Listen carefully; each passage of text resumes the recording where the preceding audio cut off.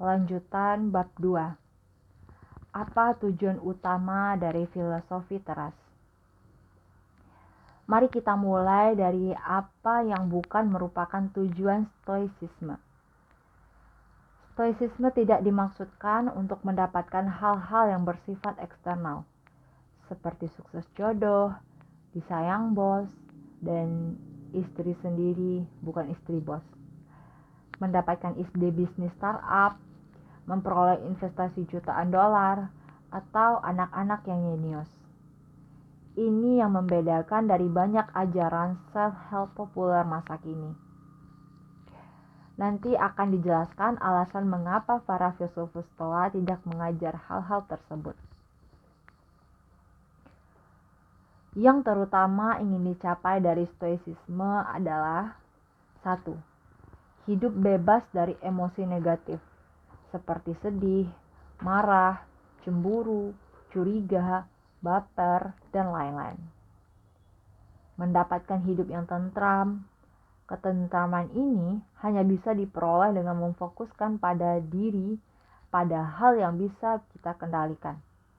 Kita akan membahas lebih lanjut di bagian-bagian berikutnya.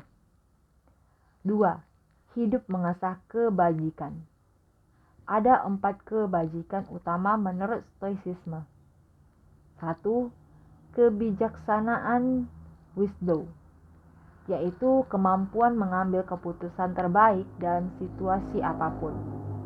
2. Keadilan, justice, yaitu memperlakukan orang lain dengan adil dan jujur.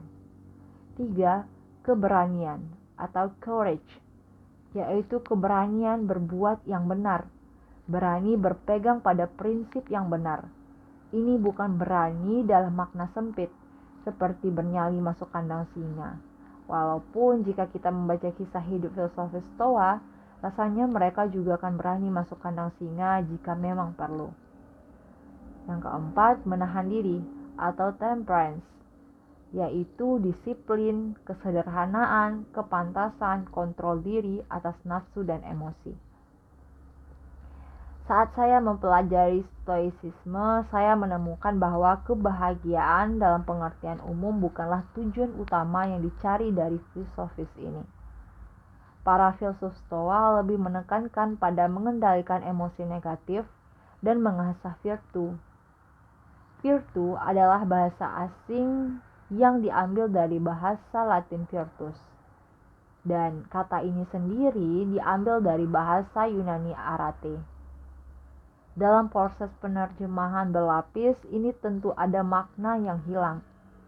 Dan penting untuk kita mengetahui apa makna asli dari kata arate. Dalam buku Stoicism and the Art of Happiness, Donald Robertos menerangkan bahwa arate bermakna menjelaskan sifat dan esensi dasar kita dengan sebaik mungkin, dengan cara sehat dan terpuji. Atau kalau saya mencoba menggunakan kata-kata saya sendiri, hidup sebaik-baiknya sesuai dengan peruntukan kita.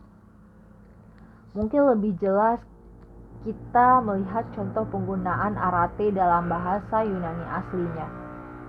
Seekor kuda yang kuat, tangguh, dan bisa berlari kencang bisa disebut memiliki arate.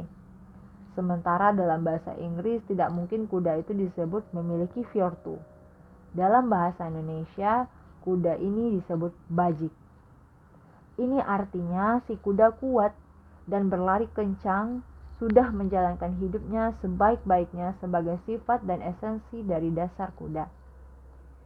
Filosofi teras percaya bahwa hidup dengan arate atau virtu atau kebajikan ini harus dikejar oleh kita semua, bersama-sama dengan kemampuan mengendalikan emosi. Maka hidup yang tentram, damai, dan tangguh akan hadir sebagai konsekuensi. Namun, untuk bisa hidup dengan arate, kita harus terlebih dahulu mengetahui apa sebenarnya esensi dan peruntukan kita sebagai manusia. Ini yang akan dibahas di bab ini. Beberapa dari banyak aliran filsafat lain, Stoicisme terasa lebih menekankan pada praktik dan tidak terlalu pada diskusi intelektual yang menyangkut ide-ide dan konsep abstrak. Semakin banyak saya membaca mengenai Stoicisme, semakin saya merasa para tokoh-tokoh filsufus ini lebih menyerupai psikolog, konselor, guru BP. Sekarang namanya guru BK, bimbingan konseling ya. Dan life coach adalah untuk zamannya. Mereka adalah pengamat perilaku manusia dan human condition yang tajam. Sangat mengerti kehidupan manusia, bisa membedakan kebahagiaan dan damai yang substansial dari yang dangkal, dan juga pragmatis dalam penerapan sehari-hari. Salah satu alasan mengapa saya menyukai filosofi ini adalah karena siapapun bisa ikut mempraktikannya tanpa harus bergantung pada atribut-atribut seperti kekayaan, prestasi akademik, inteligensi bawaan, warna kulit, suku, karir, atau profesi. Stoicisme sama sekali tidak terpesona dan tidak mementingkan pencapaian-pencapaian dunia seperti keyakinan, kesuksesan, kekayaan, karir, popularitas, dan lain-lain. Ini yang menjadikan Stoicisme sebagai filosofi yang bersifat inklusif, merangkul semua. Harta benda, popularitas, gelar akademis yang melebihi panjang nama. Hal-hal tersebut bukan definisi sukses dan juga bukan bukti bahwa seseorang mempraktikkan Stoicisme. Ini tampak nyata dari belakang. Para filsuf Stoa yang beragam, mulai dari politisi, kaisar, pedagang, sampai mantan budak. Sebaliknya, jika seseorang memiliki rasa tentram dan sukacita yang tidak mudah goyah di situasi hidup apapun, jika ia menunjukkan kepedulian sosial, jika ia hidup dalam kebajikan, maka inilah buah-buah dari praktik Stoicisme. Tujuan membebaskan kita dari emosi negatif, minimal menguranginya. Rasanya sangat relevan dengan kehidupan sekarang yang penuh ketidakpastian. Setelah membaca hasil survei khawatir nasional, rasanya pemikiran purba ini tetap relevan, bahkan sesudah lewat dari 2000 tahun. Di dalam artikel Why Stoicism Matter Today, Kare Anderson menyebut beberapa alasan mengapa Stoicisme tetap relevan di masa kini. 1. Stoicisme ditulis untuk menghadapi masa sulit. Stoicisme lahir di era penuh peperangan dan krisis di Yunani.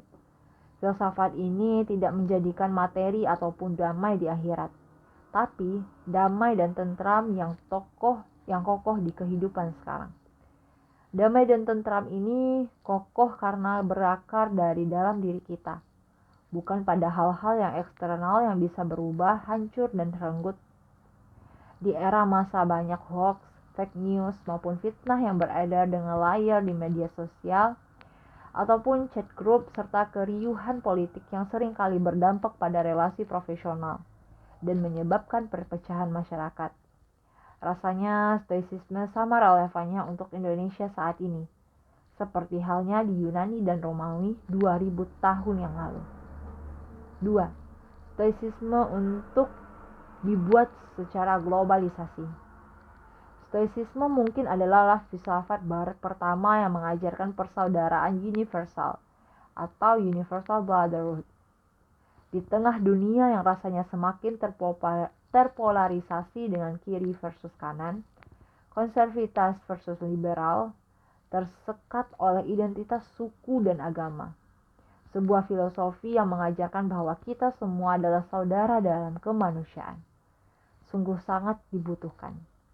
Ini juga pas dengan kondisi Indonesia yang terasa memanas karena politik, di mana label-label pemisah dan penyekat terasa semakin menguat. 3. Stoicisme adalah filsafat kepemimpinan. Kepemimpinan di sini tidak sesempit memimpin tim, organisasi, ataupun negara, tapi dimulai dari memimpin diri sendiri. Stoicisme mengajarkan kita untuk memprioritaskan mengendalikan diri sebelum mencoba mengendalikan kehidupan dan orang-orang di luar kita. Stoicisme membekali para pemimpin untuk tegar di dalam kegagalan dan rendah hati di saat sukses. Bekal ini berguna bagi siapapun, tidak terbatas pada mereka yang mengaku jabatannya resmi. Buku The Daily Stoic memaparkan beberapa orang yang terkenal dan diketahui. Berdasarkan pengakuan langsung maupun tulis-tulis mereka, mempelajari dan mempraktikkan stoicisme dalam kehidupannya seperti mantan Presiden Amerika Serikat, Bill Clinton, aktris Anna Kendrick, aktor Tom Hiddleston, penulis J.K. Rowling, dan Nicholas Hassim Taleb, penulis favorit saya, yang menulis buku keuangan The Black Swan. Buku filosofi teras tidak dimaksudkan menjadi buku pengantar resmi stoicisme, apalagi sebagai referensi utama. Buku kecil ini tidak mungkin cukup menjelaskan keseluruhan filosofi ini. Saya hanya mengambil inti-inti yang saya rasa paling mudah dan relevan dalam kehidupan sehari-hari, yang saya gabungkan dengan insight pribadi saya dan juga perspektif para praktisi dari bidang-bidang yang saya anggap relevan.